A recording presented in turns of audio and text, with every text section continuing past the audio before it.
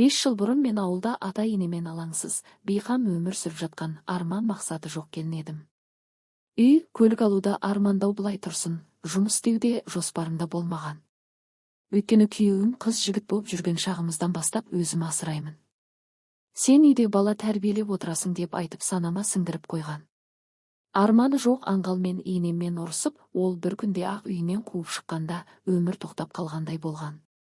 Өзімнен де бар, әкемнің ерке жалғыз қызы болған соң, тілімді тартпай енеме қатты сөз айттым. Сондағысы артымнан келген көрпе төсекті, ыдыстарды қолданғанына заң келіп сөйлеген едім. Не керек, енем бүкіл затыңды жина да кет деді. Кетпеймін деген мені сүйреп үйден шығарып жіберді.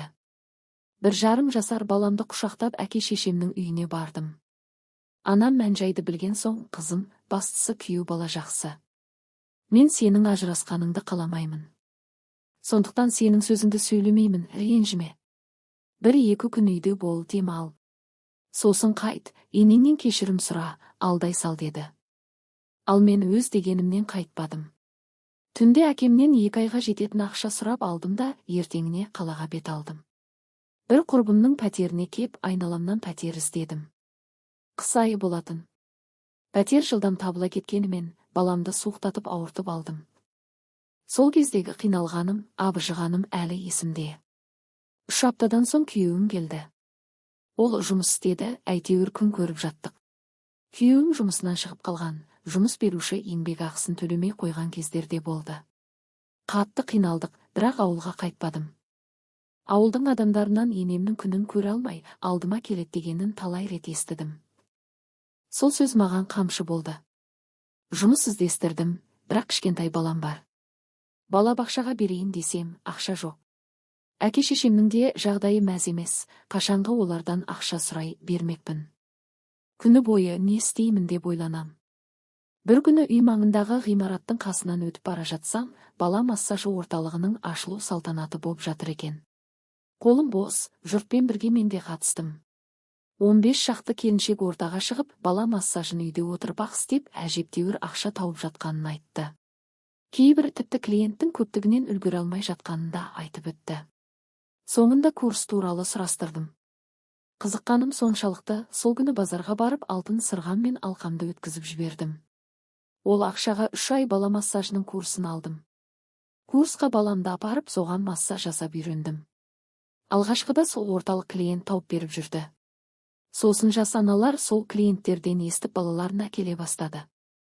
Bir клиент тапсам, соған қатты қуанатымын. Массаж жасап жүріп талай сұрақ алдымнан шықты.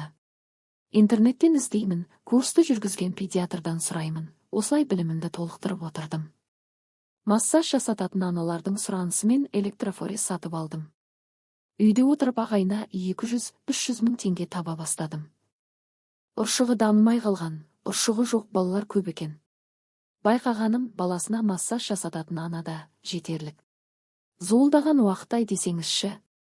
Енем үйден қуып шыққалы 6 жылдай уақыт бопты. Қазір бір дәріхананың бос бөлмесінен балалар массаж кабинетін ашып алғанмын.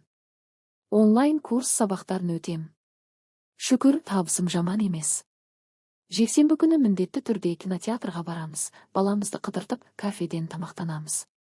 2 бөлмелі үйдің алғашқы жарнасын құйып, конкурс нәтижесін күтіп отырмыз. Айтпақшы, енеммен 2 жыл араздасып жүрдік. Кейін мен енеме әдемі алтын алқа сатып ал кешірім сұрап бардым. Өйткені менің сол бір жағдайға көзқарасым өзгерген еді.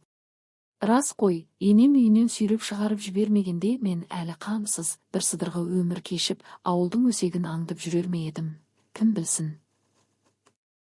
Сол күнге және енеме күнде алғыс айтам. Әр жамандықтың бір қайыры болады деген рас екен.